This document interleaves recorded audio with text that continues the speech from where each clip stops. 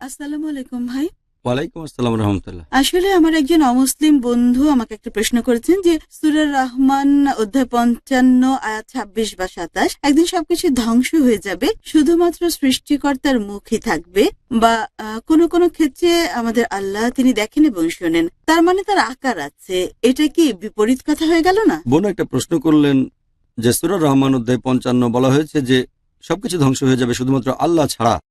কোরআনে আছে আল্লাহ নিরাকার, তাই এখানে একটা প্রশ্ন এসেছে আল্লাহর কি শরীর আছে?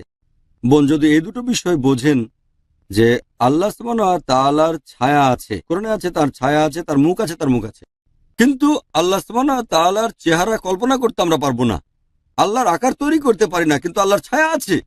কোরআন বলছে আল্লাহর মুখ আছে, মুখ আছে। কোরআন বলছে আল্লাহর হাত আছে, হাত আছে। কেমন হাত আছে? আমাদের যেমন তেমন কিনা সেটা সম্পূর্ণ আলাদা বিষয়। কোরআনে আছে সূরা শুরা অধ্যায় নম্বর 42 আয়াত নম্বর 11 যে আল্লাহ সুবহানাহু ওয়া তাআলা দেখেন এবং শোনেন, কিন্তু তার দেখা এবং শোনার ধরন আমাদের থেকে আলাদা। আমাদের শব্দ তরঙ্গের প্রয়োজন, মাধ্যমের প্রয়োজন। আল্লাহ সুবহানাহু ওয়া তাআলা কিভাবে শোনেন আল্লাহ জানেন। কাজে আল্লাহ সুবহানাহু ওয়া তাআলার আকার আছে।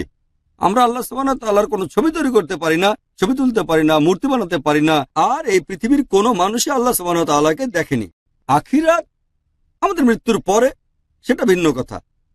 আমাদের মৃত্যুর পর ইনশাআল্লাহ যখন জান্নাতে যাব আল্লাহ সুবহানাহু ওয়া তাআলার ছায়া দেখতে পাবো। অনেক হাদিসে এটা বলা হয়েছে এবং আমরা সেটা দেখতে চাইবো, কিন্তু এই পৃথিবীতে আমরা দেখতে পাবো না। আল্লাহ সুবহানাহু ওয়া তাআলাকে এই জীবনে কখনো দেখতে পাবো না, কেউ দেখবে না। যদি কোরআন পড়েন সেখানে আছে মুসা আলাইহিস সালাম বললেন যে আমি আল্লাহ সুবহানাহু ওয়া তাআলাকে দেখতে চাই। আল্লাহ বললেন ঠিক আছে, পর্বতে চড়ে তাকাও, আমিও পর্বতে আমার নূরের একটা ছটা দেখাবো। তখন মুসা আলাইহিস সালাম সেই পর্বতের দিকে তাকালেন আর দেখলেন পর্বতটা ঝুঁকে মাটিতে মিশে যাচ্ছে। এটা দেখে মুসা আলাইহিস সালাম অজ্ঞান হয়ে গেলেন, তিনি আল্লাহ সুবহানাহু ওয়া তাআলাকে দেখেননি।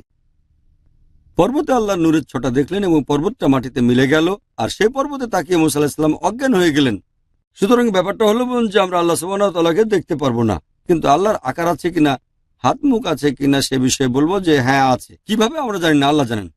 তবে আমরা অপেক্ষা করব ইনশাআল্লাহ আখিরাতে, ইনশাআল্লাহ দোয়া করে আমরা যেন জান্নাতে যাই, ইনশাআল্লাহ আমরা তা দেখা পাবো, তাকে পাবো ইনশাআল্লাহ। আশা করি উত্তরটা পেয়েছেন। إنني معكما أسمع وأرى فأتياه فقولا إنا رسولا ربك فأرسل معنا بني إسرائيل ولا تعذبهم قد جئناك بآية من ربك والسلام على من اتبع الهدى